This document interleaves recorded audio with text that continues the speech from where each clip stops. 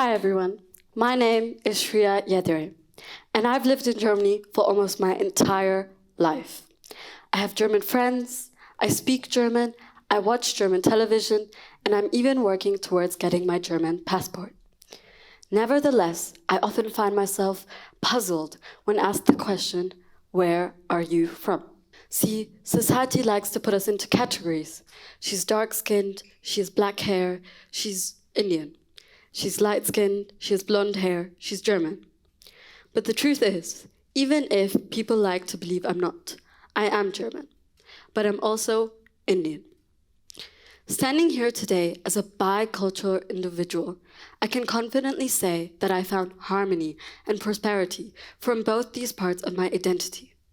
But this wasn't always the case. When my family and I first moved to Germany when I was only 3 years old, it's fair to say that we had a bit of a shock. Let me try and explain it to you. This is a photo of a street in India on a Sunday. Streets in India are lively, colorful, vibrant.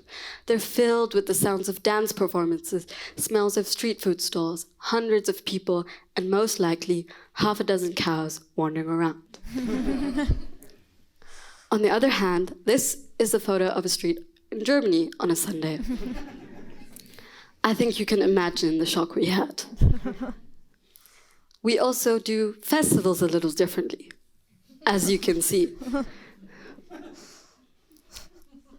But that was then. Now I've lived in Germany for almost my entire life. We've lived here for 14 years, even when we only planned on staying for 2. So many of the things that we found so strange at first, we've actually come to love. Believe it or not, we've come to love the concept of Ruhetag.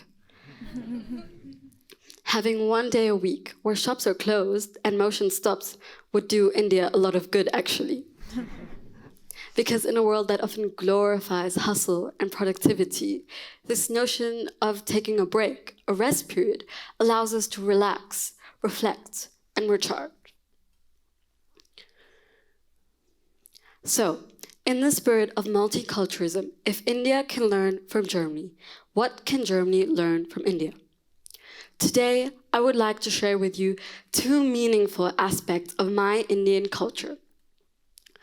Even though I was raised and grew up in Germany, I was raised with the morals of Hindu teachings and values of Indian traditions. My parents made sure that I wouldn't lose in touch with my roots, and I'm ever so grateful for that, because this is what allowed me to come across 2 concepts that have shaped my identity the most. And these are the ideas I would like to share with you today.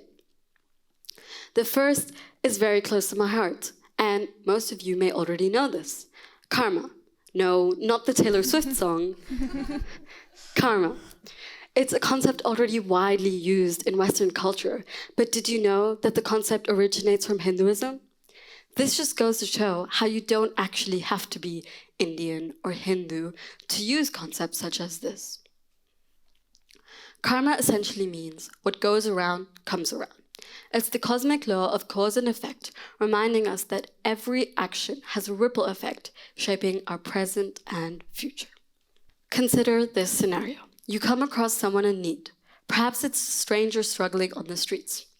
Your instinctive response determines your karmic outcome. Will you offer a helping hand, igniting a chain reaction of kindness and compassion, or will you turn a blind eye, perpetuating a cycle of indifference and apathy? Karma isn't just about cosmic balance, however. It's about taking responsibility for your actions and their consequences. It's about recognizing that our choices not only shape our own destiny, but also influence the world around us. The next concept I want to introduce to you is called Dharma. It's a fundamental concept of Hinduism, but its essence transcends boundaries and speaks to the core of humanity. Picture this. You're at crossroads, faced with a moral dilemma. Perhaps it's where honesty is pitted against self-interest, or where loyalty is conflicted with personal gain. This is where Dharma steps in as your moral North Star, urging you to choose the path aligned with truth, integrity, and compassion. Dharma isn't just a philosophical notion, however. It's a practical guide to navigating life's complexities. It's about making choices that resonate with your conscience, even when the easier path may tempt you otherwise. By living in harmony with Dharma, you not only uphold your own values, but also contribute to a more just and benevolent world. Think of Dharma as your moral North Star, guiding you through life's storms and uncertainties. Embrace its wisdom, and you'll find clarity, purpose, and fulfillment in every step you take. It just stands to show how important it is to lead an ethically good life so that you don't have a weight of a guilty conscience lying on your back. These are two concepts that I was inspired by. These are two concepts that I took from Hindu philosophy. So what can you take from my talk today? Well, some of you I may have scared away from ever visiting India on a Sunday. Others may take inspiration from Hindu philosophy and start embracing the ideas of karma and dharma.